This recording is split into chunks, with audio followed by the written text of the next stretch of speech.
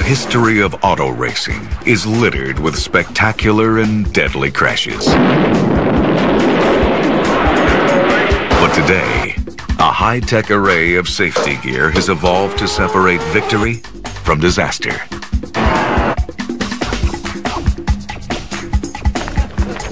Now, Racetrack Tech on Modern Marvels.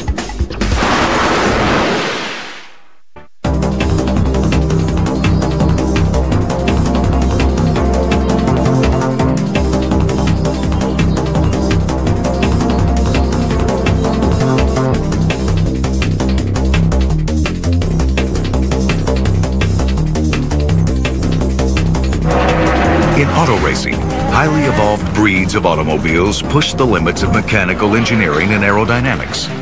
Equipped with the latest technology, race teams fine-tune each machine in search of a winning edge, which in racing means one thing: speed. Unfortunately, there's no guarantee of making it to the finish line. The sport's risks are as clearly defined as the black and white on a checkered flag. Racing professionals understand the dangers they face. They also know that hidden in the twisted mass of carbon fiber and steel lie clues that can lead the way to designing safer race cars. That's why today there's a new kind of crash science developing in motorsports. It's a track-savvy brand of detective work that allows crash scene investigators to draw valuable safety lessons from every pile of wreckage. There's all kinds of things they can go back now and look at, hard evidence, break it down, analyze it, almost make it look almost as if it's, revisiting the scene of a crime. From the crash scene, it's off to the laboratory, where researchers conceive and test the latest safety innovations. They blend data gathered at the track with space-age materials to create newer, better safety gear. This gear is constantly evolving, because for every technological breakthrough, there's another breakdown waiting just around the next turn. There's an action and a reaction. And what you think is the best today may not be the best tomorrow. Auto racing began in Europe in the mid-1890s, with cars running neck and neck at a top speed of 11 miles per hour. Around the turn of the century, American and European racers began competing on tracks like the Brickyard in Indianapolis. These new tracks became showplaces for the best cars and the biggest egos. Well, in the early days, there was a whole lot of men were men, and that was the whole philosophy behind racing. I mean, it was who could be the biggest man and had the biggest ego to get out there and really go after it, to go racing.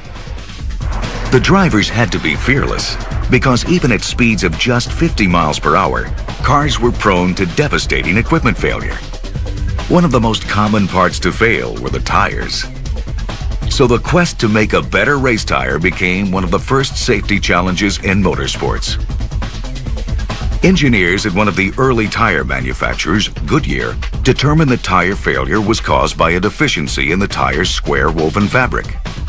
As a race car rounded a corner, the force of the turn would cause the fabric to tear. By switching to a cord fabric design, Goodyear found that the tires could flex in the turns without tearing. But this innovation, like so many in early racing, was soon made obsolete by the sport's increasing speeds. From dirt ovals in the South to the Grand Prix courses in Europe, race teams were obsessed only with building faster cars. And while the technology of speed zoomed into the future, the development of safety gear remained mired in the past. In the 1940s, drivers wore flimsy helmets with liners made of pressed cork. And up until the 1960s, racers buckled up with a single lap belt and dressed in flammable cotton suits.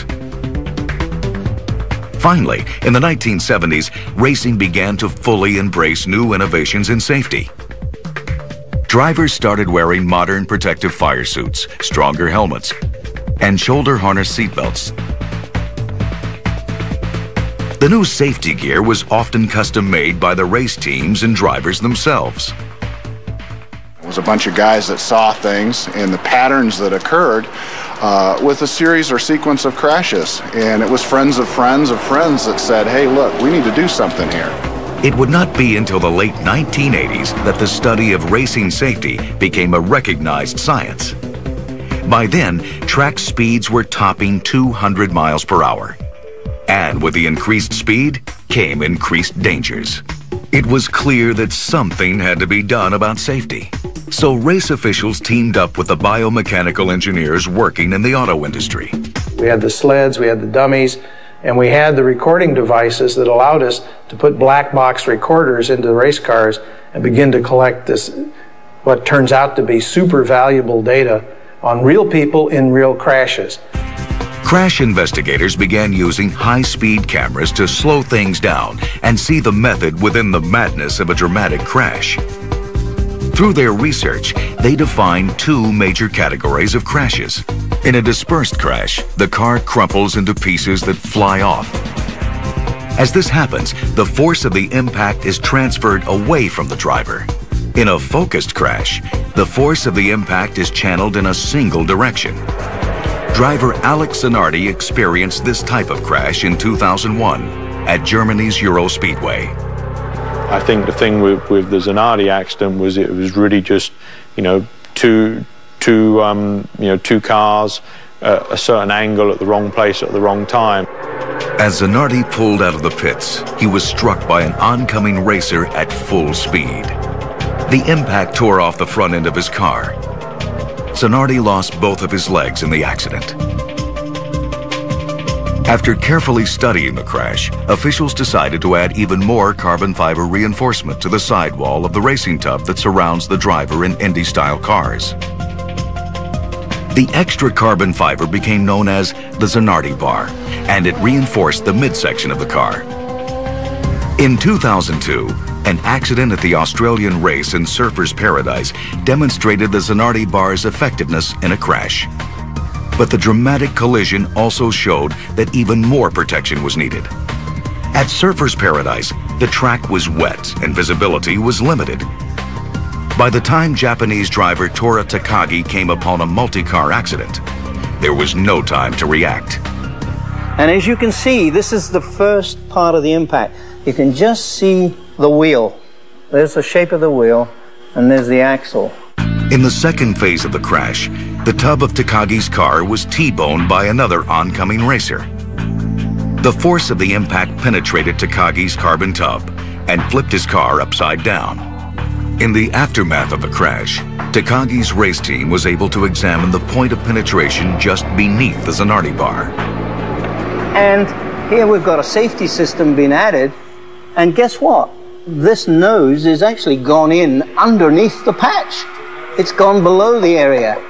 So what does that need to do? That needs to carry on round here to add some safety to the below that patch, because not all of the accidents go in here or go in here. They can go anywhere. So you might say it looks obvious now, but this is the first time anybody's ever seen this kind of destruction.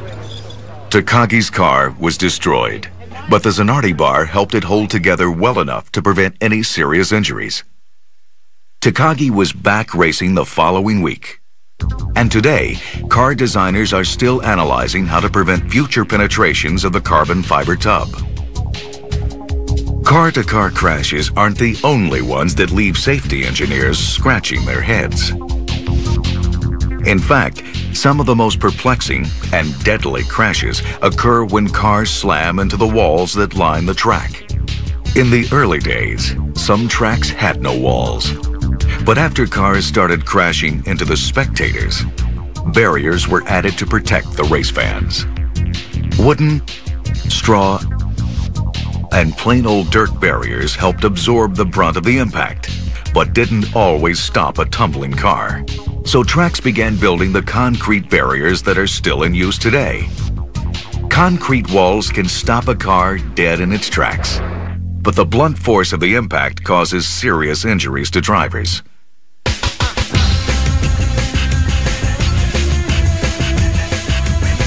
At the University of Nebraska, engineers are testing a new type of track wall. It's called the SAFER barrier. SAFER stands for Steel and Foam Energy Reduction. The barrier is constructed of rectangular steel tubes welded together to form a unified element. Bundles of 2-inch thick sheets of extruded closed-cell polystyrene are placed in modules between the steel tubing and the existing concrete wall. We use these strategically spaced behind the steel skin to absorb the impact event that's coming in with the crash vehicle. So we're trying to make it less strenuous on the drivers in the race cars and trying to reduce the potential for serious injuries. Dr. Dean Sicking's team at the University of Nebraska uses test dummies and real Indy race cars to study the safer barrier's effectiveness. Each car is outfitted with crash recorders, which are linked to sensors installed throughout the car. These sensors monitor the force loads as the energy of the crash rips through the car. The force of the impact is also measured with accelerometers embedded inside the head of the crash test dummy. I once described this dummy as the fastest riding dummy on Earth. In the head, there are 3 accelerometers mounted at the CG, or center of gravity of the skull, measuring accelerations in 3 directions: the frontal, side to side, up and down. The data gathered by the crash recorders is assembled in a way that lets researchers know how well the barriers are working. Now, Dr. Sicking is preparing to crash real Indy race cars into both a concrete wall and a new, safer barrier. He will then compare data and see where improvements to the barrier system can be made. We're going to try to crash this into a radius concrete barrier at 150 miles per hour and 25 degrees. The cameras are in place, and the car hurls toward the wall at 150 miles per hour. The devastation is quick and complete. Next, Dr. Sicking's research team sends an identical car into the safer barrier. The second crash appears just as destructive as the first, but computer readings from the car's crash recorders tell a different story. At the point of impact, the safer barrier begins to absorb the force of the crash. This force dissipates as the crash continues and protects the driver in the cockpit.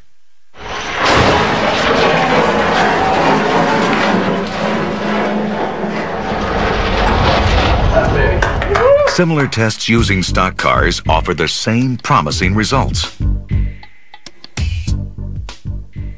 The vast majority of injuries and fatalities over the last 10 years have involved the outside barriers on the outsides of the turns. And so that's been our focus. As we move forward and we tackle this problem and we achieve success in that we dramatically reduce injury and fatalities for those impacts, other less common types of crashes that are producing injuries and fatalities will be addressed in the future, I'm sure. Before the advent of modern research techniques, safety innovations were spurred only by injuries and fatalities at the track. Next, new safety requirements emerged from a pair of tragedies during stock car racing's golden age.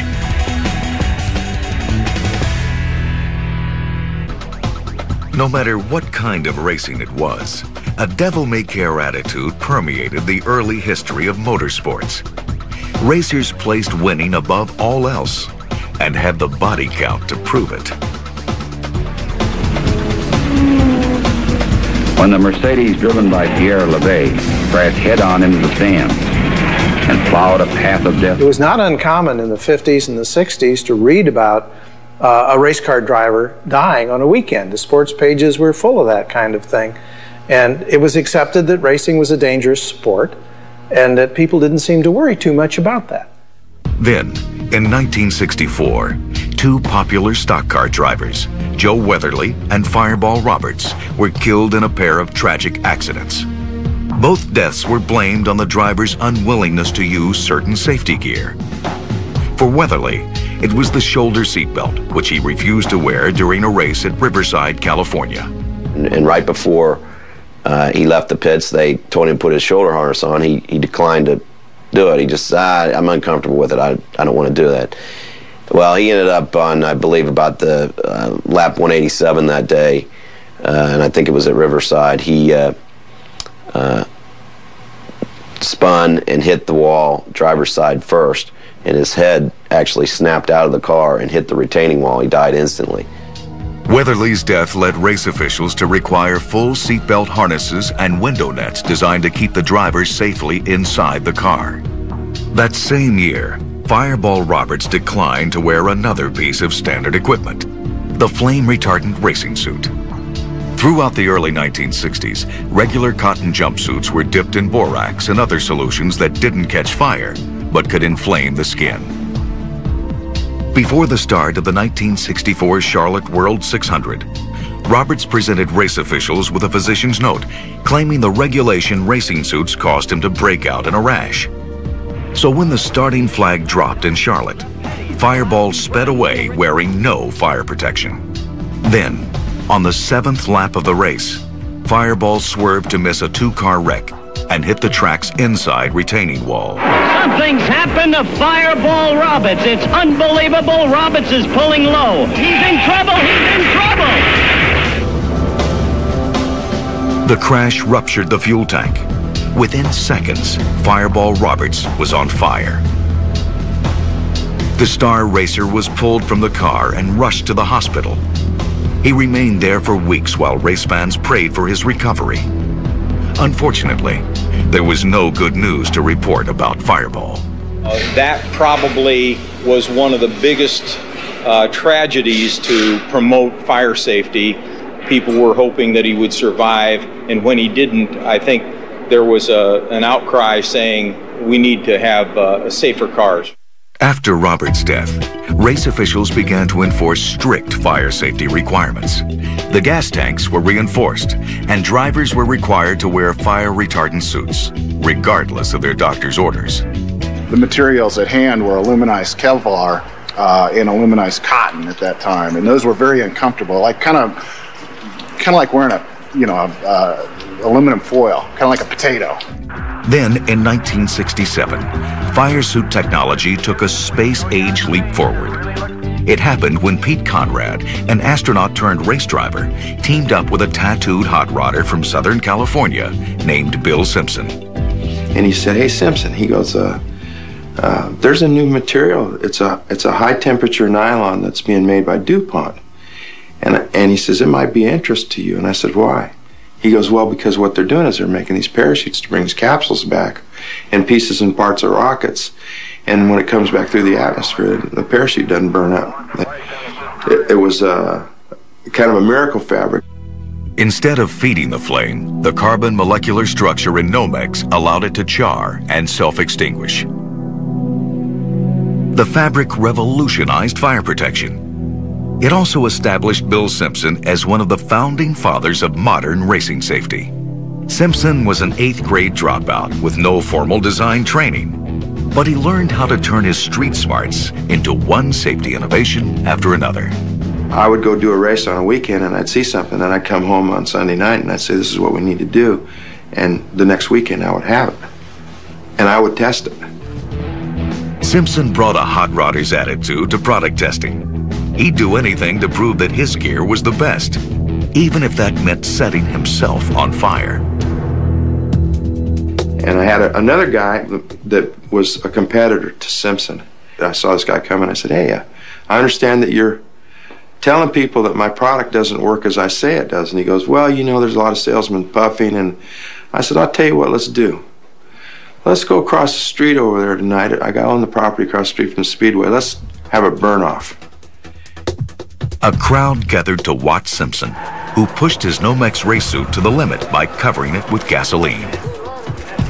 He strikes this match and throws it at me, and poof.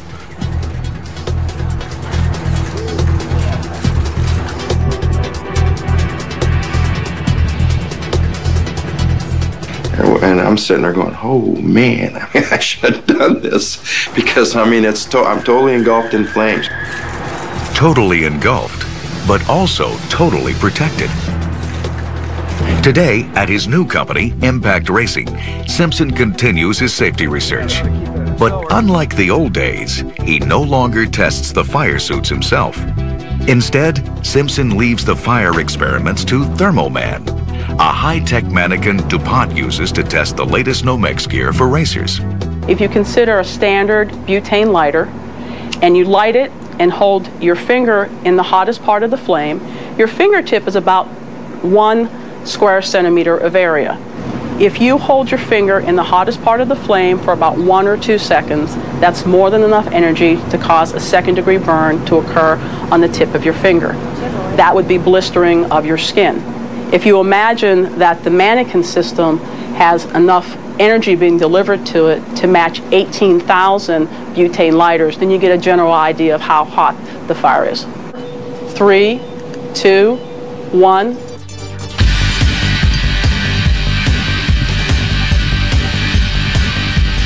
The fire has extinguished, but it was enough energy to cause the everyday cotton clothing to catch fire, ignite, and will continue to burn. With Thermoman dressed in cotton street clothes, the mannequin sensors produce computerized animation that shows the lethal potential of a flash fire. So I'm going to start this animation. This orange depicts the actual flash fire, and the time here is ticking away, 1.5, 2 seconds, okay? You can see his body is starting to turn brown, which indicates a second-degree burn. Okay, the flash fire is over. Right now, he's only 7% burn injury, but his garment is now igniting. The cotton is igniting and continuing to burn, so it's creating more and more injury. And here we're at 91% burn injury, which is what the resulting burn injury is. Next, DuPont dresses Thermoman in Nomex coveralls. This is a typical simulation of the type of fire intensity and duration, as well as the fire suit that a stock car driver might encounter. 3, 2, 1. This is a 7-second exposure. It's a very long duration. When set ablaze, Nomex breaks apart. This dissipates the energy of the fire the same way energy is dispersed when a race car scatters into pieces during a wreck. Using Thermoman, researchers are able to break down the burn injury data and predict survivability according to the victim's age. So for the QC Nomex garment, survivability was pretty high for age 20 to 29. It was almost 100%. So here you can really see the difference between Nomex and 100% cotton. I mean, it's very visible. Next, top-of-the-line race tires are put under the X-ray.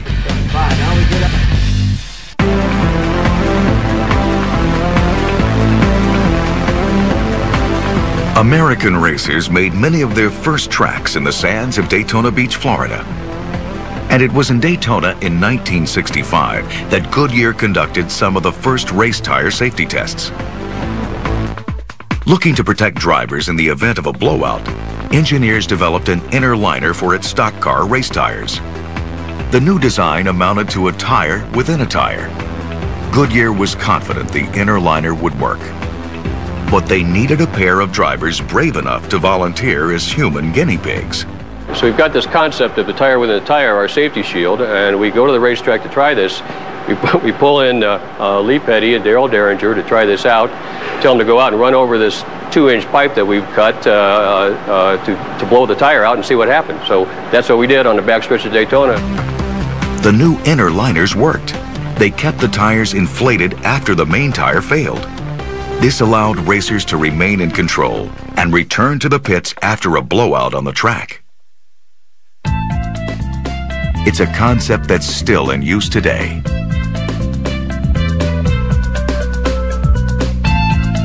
Of course, tire technology is far more complex today, to the point that each tire is designed individually according to purpose. We do design tires specifically for wheel positions on cars, right sides different than left sides, tracks different than other tracks, Daytona different than Martinsville, and so on. It's evolved to be quite a sophisticated operation anymore. Race tires are still constructed by hand. Each layer is carefully applied and inspected for imperfections. After going through the curing process, an X-ray is used to ensure that the tire's rubber and reinforcement materials maintain their integrity.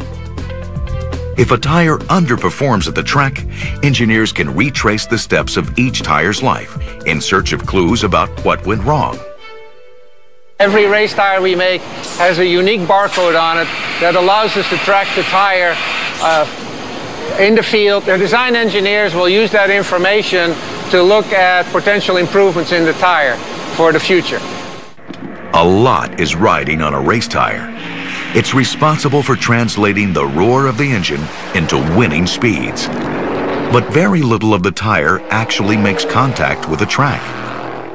The average race fan may not know that the only thing that keeps a NASCAR car in contact with the road is 4 square contact patches, which is essentially 1 square foot. Each tire has essentially the same contact areas as a man's size 11 shoe. This contact area is tested through computer simulations, which allow tire engineers to run virtual tires around a virtual track.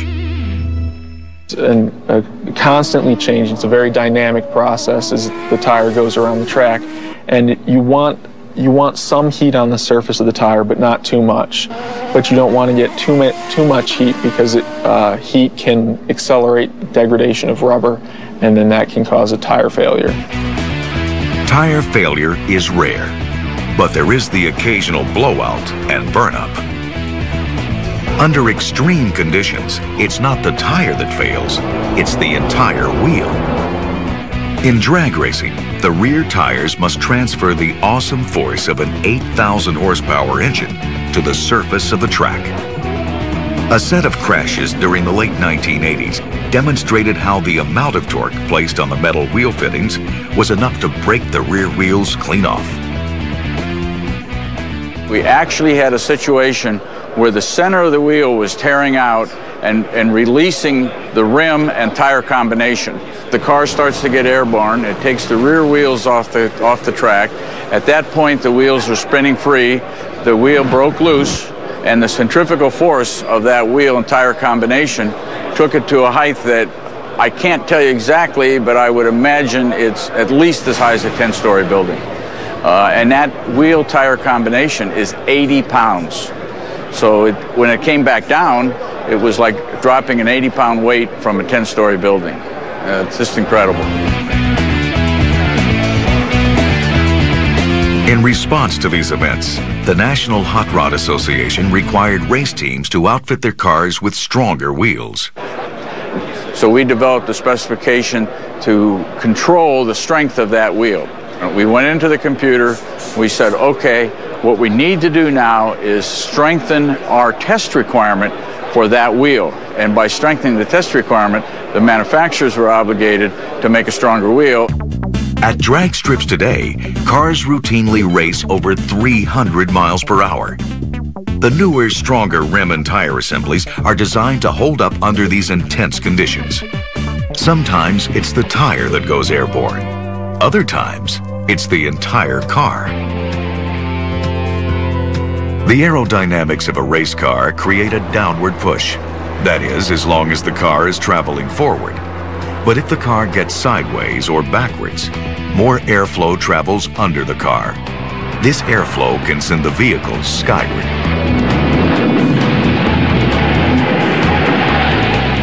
Few racers understand what it's like being airborne better than Richard Petty. Petty's blue and red STP car cartwheeled down the track at Daytona in 1988. Richard Petty's case, get airborne, do a series of flips, and I mean, everybody was concerned about putting a car into the grandstands. So there was a big push by NASCAR to try to figure out a way to keep these cars on the ground. In 1993, a group of engineers and members of the Roush racing team started testing different mechanisms designed to prevent flight. They tried drilling holes in the roof. They experimented with propping up the rear deck lid in an effort to redirect the airflow. Nothing seemed to stop the cars from lifting off. Then, near the end of the 1993 race season, they tried a new device, the roof flap. General Motors and Roush Industries and NASCAR all went together to try to establish what the parameters were to make a car lift off, and they did some wind tunnel testing and finally came up with a design where the two flaps, when the car is turned, come up, spoil the air across the top of the car, and keep the car from flying. The flaps are made of Kevlar and mounted at the back of the roof. Each is attached with hinges and cables. When the car turns around backwards, the air running across the flaps creates a negative pressure, and it lifts the flaps up, creates like a vacuum and sucks them up. Once deployed, the flaps spoil the upward airflow and keep the car on the ground. Stock cars were outfitted with the flaps for the first time at the 1994 Daytona 500. In the years that followed, the flaps helped keep cars pinned to the track. But in 2000, stock car racing was confronted with another deadly dilemma, one that forced crash scientists to dissect the awesome force of a high-speed frontal impact. Coming up, researchers confront a racetrack killer head-on.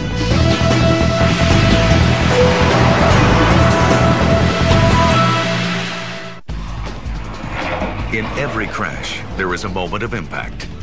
This dramatic event happens faster than the eye can see. So researchers use high-speed cameras to examine crashes frame by frame, breaking the impact down to thousandths of a second. In each micro-phase of the crash, biomechanical engineers study how the human body and the car interact. They examine how the force of the impact travels through the car and is transferred to the driver. Crash scientists measure this force in G's. A G is a measure of acceleration. It's how quickly your speed or velocity changes. In a passenger car crash, typically the acceleration level will be maybe 25 or 30 Gs in a passenger car crash. So these racing crashes are many times bigger than that. 80, 90, 100, 140 times the acceleration of gravity. So they're much more severe than other kinds of crashes.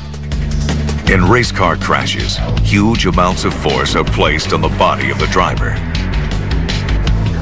Well, what that really means for those is that you take your body weight, and let's say you weigh 165 pounds, and you're going to experience a 100G crash. That means that 16,500 pounds are being placed on your body.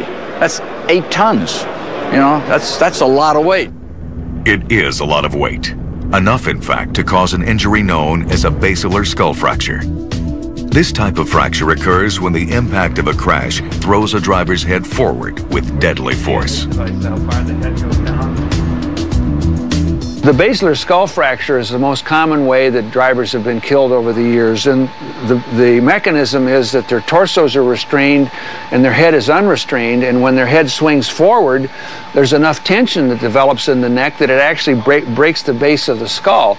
And if we look at this anatomical model, we can see where the spinal cord is attached here and the neck vertebrae attach around that, and then the muscles in the neck attach around the outside of that, and as the head swings forward, there's just enough tension in that those tissues that just pulls the base of the skull apart. Seat belts alone cannot prevent basilar skull fractures. Hoping to protect drivers from basilar skull fractures, Dr. Bob Hubbard began tinkering with a full head and neck restraint system in the early 1980s. He settled on a bulky shoulder brace with tethers running to the helmet of the driver. The device then and still now is put on from behind, and it sits on the shoulders while the driver's driving. Hubbard called his invention the Hans device. Hans stands for Head and Neck Support. And in 1989, at Wayne State University in Detroit, Dr. Hubbard ran the device through a series of sled tests. We started doing the Hans testing before the automobile companies really started studying racing crashes, so we didn't know how severe the racing crashes were going to be. The researchers outfitted a test dummy with a Hans prototype, a crash helmet, and a racing harness. Then, they released the sled.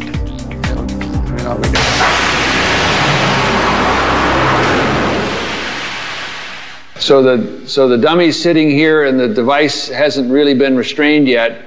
Now the shoulders are going back, being restrained. You can see the forehead of the dummy being loaded through the tethers of the Hans device, and the head really hardly moves off the shoulders. It looks like a pretty good test, doesn't it, Paul? It's great. See anything weird there? Not at all. Okay. The Hans worked. Without the restraint, the dummy's head would have swung forward in a deadly downward motion. The tests showed that the Hans could prevent basilar skull fractures, but the drivers had to be willing to wear the unwieldy device. So at that time, they developed a Hans device that was fairly large and surrounded the back of the shoulders and had tethers going to the helmet. And there were some drivers that used it, and many drivers tried it on and said that is not, that's too cumbersome. Dr. Hubbard responded by making a smaller, sleeker Hans device. Still, few racers bothered to wear one. Then, in 2000, crashes claimed the lives of stock car racers Adam Petty and Kenny Irwin. Both died from basilar skull fractures. These tragedies were followed the same year by the death of Truck Series driver Tony Roper. Dr. Hubbard wanted to demonstrate once and for all that his smaller Hans device could protect a driver during a 100G crash. So he approached Patrick Miller at MGA Research in Troy, Michigan, and asked him to build an experimental hot rod sled capable of delivering 100 Gs. He needed the way to test his device at speeds well above what was capable of being done on existing sled facilities at that time. And what we did is we built ourselves a very lightweight sled carriage, weighing about 500 pounds, where the regular carriage is about 2,000 pounds. The lighter weight sled allowed for greater speeds on the test track.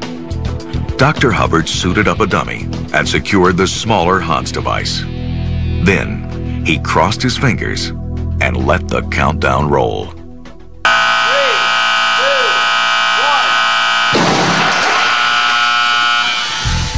1. The backward thrust of the sled simulated the force placed on a driver in a high-speed head-on collision. The dummy's body was thrown forward at a velocity that more than doubled the initial 40G test. When Hubbard reviewed video from the test, he could see that the smaller Hans device worked. It stopped the head from hyperextending away from the torso. In the laboratory, high-speed images demonstrated again and again how a head and neck restraint system could dampen deadly G-loads. And on February 18, 2001, the death of a racing legend would drive this point home. Working in relative anonymity, in laboratories and garages, crash investigators had dramatically advanced racing safety since the late 1980s. But in 2001, the field of crash science suddenly became front-page news.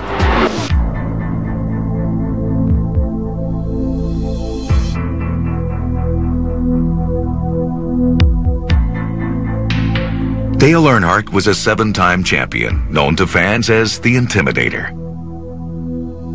He was a living icon and one of the top contenders at the 2001 Daytona 500. On the final lap of the race, Earnhardt's car, number 3, grazed the bumper of Sterling Marlin's number 40 car. Earnhardt turned suddenly up the track toward the outside wall.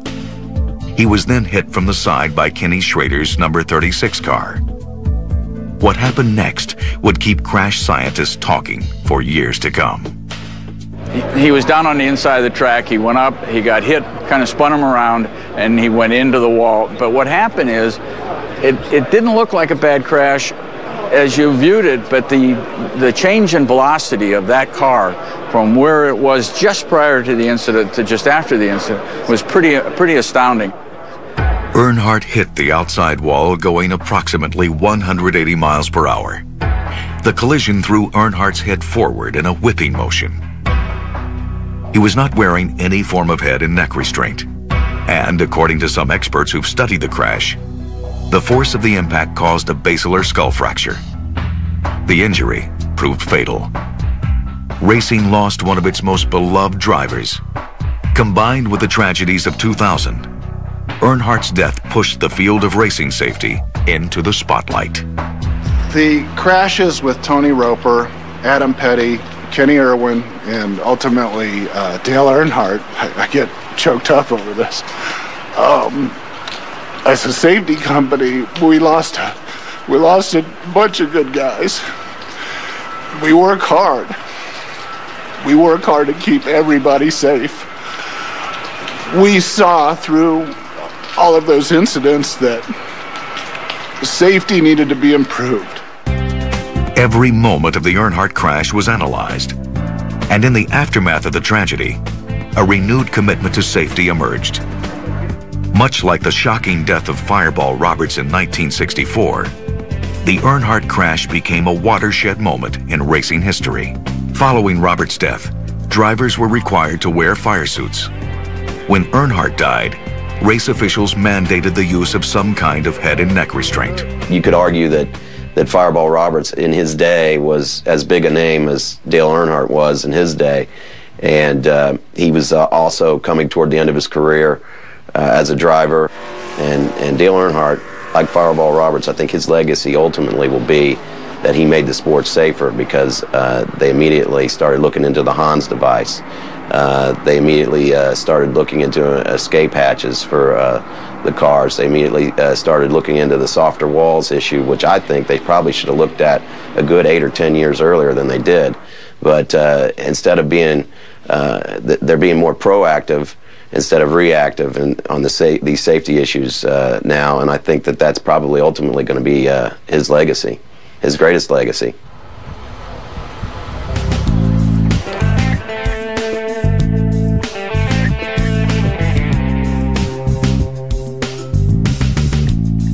Everywhere in motorsports, the wheels of innovation keep turning.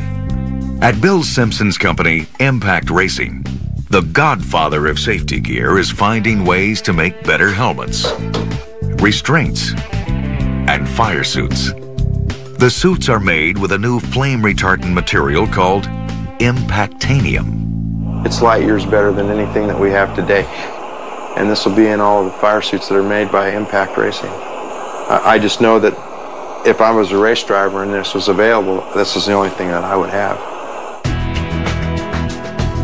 From the cockpit of the newest Indy race cars to the palm of Bill Simpson's hand, the technology of racing safety continues to evolve.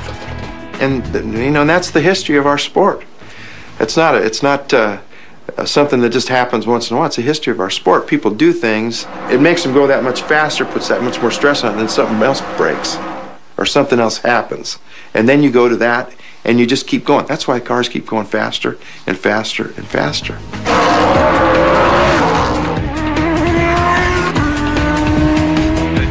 The speeds are getting faster. The cars are getting safer. And new safety systems, born out of destruction, are allowing drivers to walk away from crashes that only a few years ago would have been fatal without the achievements of today's crash scientists.